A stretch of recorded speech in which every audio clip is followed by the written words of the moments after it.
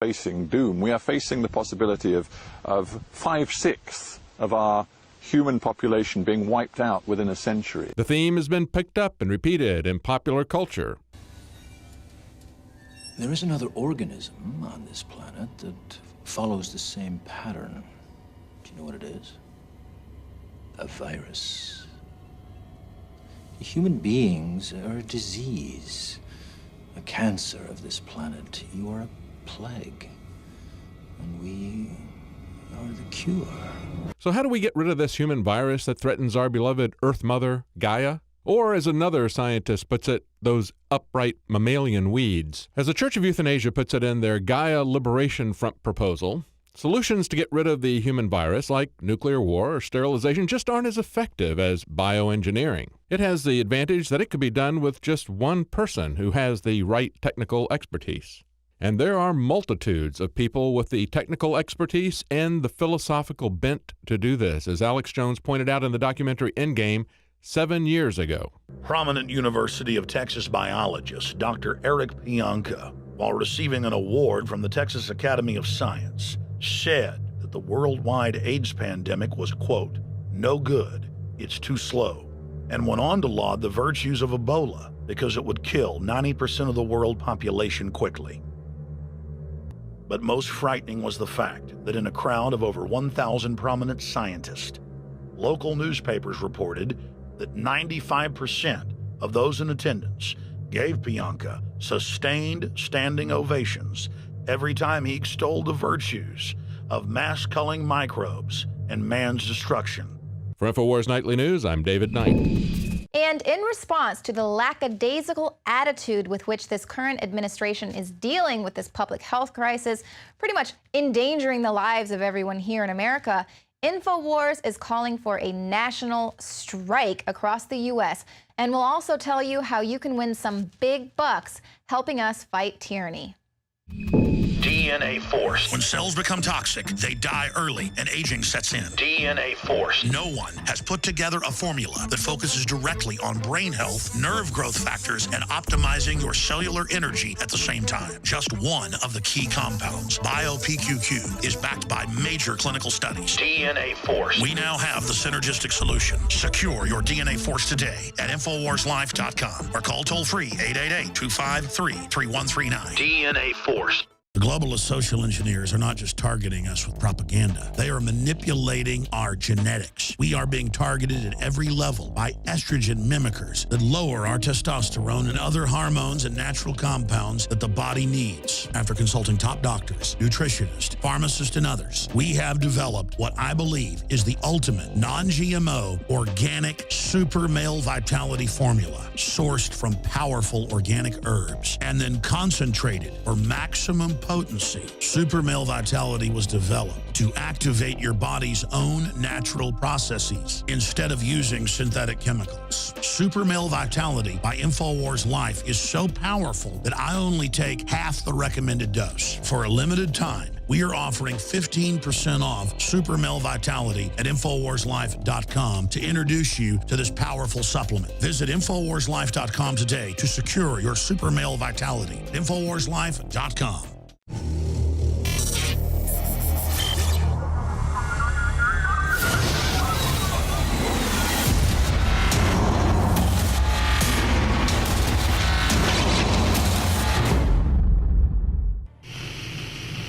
Stopping this disease won't be easy, but we know how to do it. Fighting Ebola, the president says a travel ban won't work. So why are so many countries doing it? A national strike is the answer. I'm wearing the same shirt I was when I was in the car with that family. There is zero risk. I said it. There it is. I shouldn't say that. There's no risk. If there were any risk, I would not expose myself or my family. A national strike will force Obama and the federal government to secure the borders and stop West African flights. A travel ban is less effective than the measures that we are currently instituting. I have a question for you. Do you want to end up like West African countries that are in a stage of panic and total collapse, with the UN estimating that over 1 million people will end up getting Ebola by December? Or do you want to stop it? The default federal law CDC regulation position for the last 30 years on Ebola, smallpox, Black Plague, you name it, has been the same.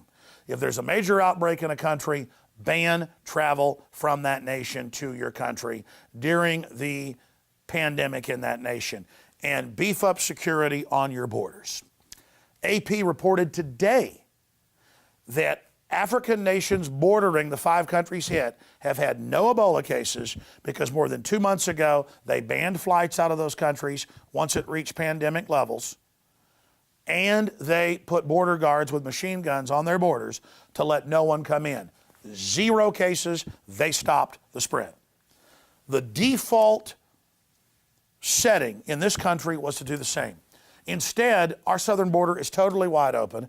Anybody who comes across is basically instantly legalized. The state and local jails are opening up and releasing all the illegals who are felons, who've committed crimes, because the feds won't even take them. The southern border is collapsing. The northern border is wide open in many areas, and the flights out of Africa are still coming in.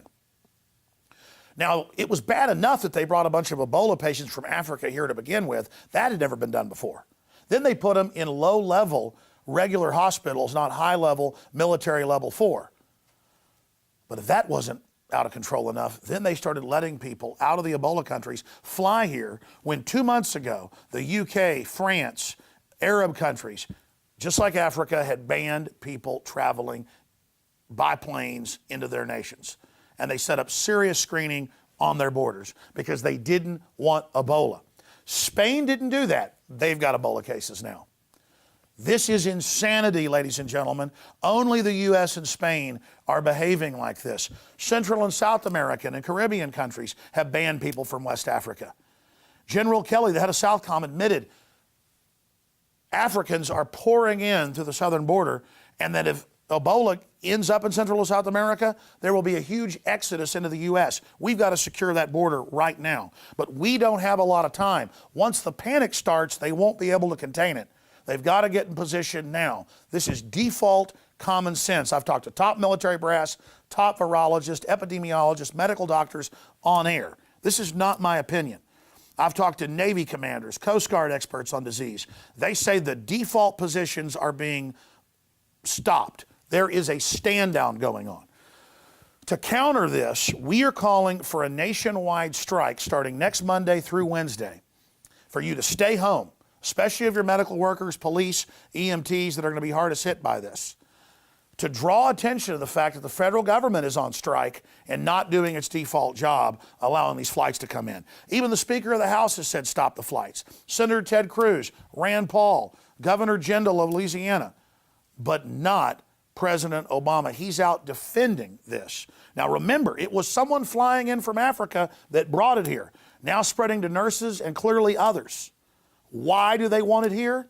To create a bigger crisis, to get more funding, to be a political distraction from all the other scandals. And the new czar, who works for Al Gore previously, who has no Ebola background or experience, no medical training, he's an expert at divvying up tens of billions in funding to insiders to run the Ebola disaster, where literally hundreds of billions could be made, not just on the vaccine, but on the disaster itself. We're seeing a bank robbery here, ladies and gentlemen. We're seeing a crisis where the managers of the crisis are set to make billions and billions of dollars per week during this crisis that could go on for months, if not years, if it's not contained now. So go to INFOWARS.com or PrisonPlanet.com. Get the article with the hashtag #StopEbolaStrike. Send it out on Facebook, out on Twitter. Send our article with the videos of the general warning and others so that people understand we don't have to be powerless and just watch the federal government engage in criminal neglect by design. We can A, put pressure on them to take action, but B, if this pandemic gets out of control and becomes, even worse, if this epidemic grows into a pandemic, then the people involved can be held accountable. But also it can be used as practice for sheltering in place and for self-quarantining if this gets out of hand. So Monday, Tuesday, and Wednesday, if you're not essential folks or people like myself that have got to be on air, self-quarantine as a test, will call it a national strike, call talk radio, call Congress, call the White House, call media, send out tweets, be an activist Monday, Tuesday, and Wednesday to fight Ebola and to stop Ebola with the Stop Ebola National Strike. We can stop it. There is a solution. There is a way to bring it down. There is a way to make them put the default actions in, and there may still be time to stop it before it spreads to thousands or even hundreds of thousands or more. And the whole Homeland Security apparatus has the pretext it needs for total federalization. Ladies and gentlemen, we've been warning of a biological false flag. This is clearly that. I don't know if they cooked it up in a lab, even though they have a history of doing that. I don't know that. I know that they've certainly let it in and are now doing everything they can to help it spread. So the ball is in your court. Send this to friends and family, your email list, Twitter, Facebook, other talk show hosts. Get them to cover it. Organize and be part of this strike, ladies and gentlemen. This is how we can draw attention to this and stop it. I'm Alex Jones signing off for INFOWARS Nightly News with this emergency news bulletin. I'm in Texas, just a few hundred miles away from Dallas and Austin. Undoubtedly, they're already thinking it's spread around the country. They've got people quarantined here in Austin as we talk about this on the news tonight. I have 3 children. I have a family. I am seriously upset by this, and I'm doing everything I can to draw as much attention to it as I can. Please join me in this. Let's not just be spectators and jellyfish and lay down. Let's prove Obama and these people that have such disdain for the American people wrong. And let's show them that we know who to blame. And let's show them that we demand that they not let this crisis grow. Even though the White House did say, let's not let a good crisis go to waste. Well, to Rahm Emanuel and to Al Gore, that's part of the White House with his guy in there as the new Ebola czar, and to all of you, you will be held accountable. So do your damn jobs now. I'll be back this Sunday live, Lord willing, 4 to 6 p.m. Central with the Sunday show. We're now signing off for InfoWars.com and the whole crew. Please pray for us. We'll pray for you. Pray for America. Pray for West Africans as well. And pray that we be able to get the word out and get basic containment in place before it spirals out of control and we all end up getting quarantined, basically. And never forget, if you're watching this transmission, you are the hope, you are the resistance.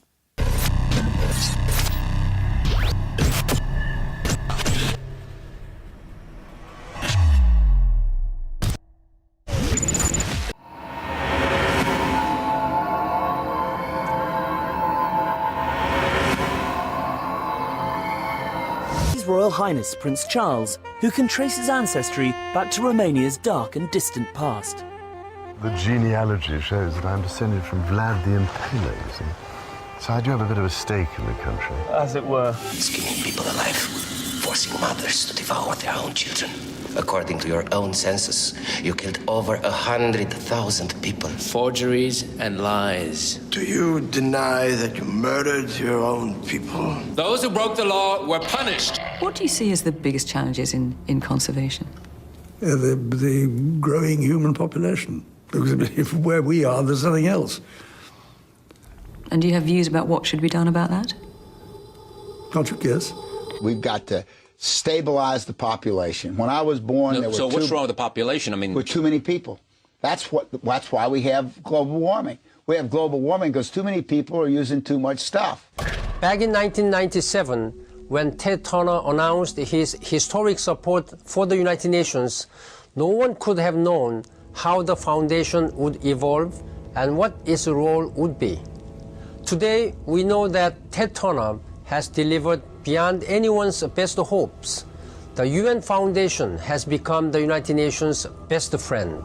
The negative impact of population growth on all of our planetary ecosystems is becoming appallingly evident. New World Order, Mr. Rothschild? Right. New World Order? Depopulation? Oh, listen, who are you? Genocide? This equation has 4 factors, a little bit of multiplication. So you've got a thing on the left, CO2, that you want to get to 0. And that's going to be based on the number of people, the services each person's using on average, the energy on average for each service, and the CO2 being put out per unit of energy. So let's look at each one of these and see how we can get this down to 0. Probably one of these numbers is going to have to get pretty near to 0. That's back from high school algebra. But let's take a look. The myth of overpopulation originated in England in 1798 when a vicar named Thomas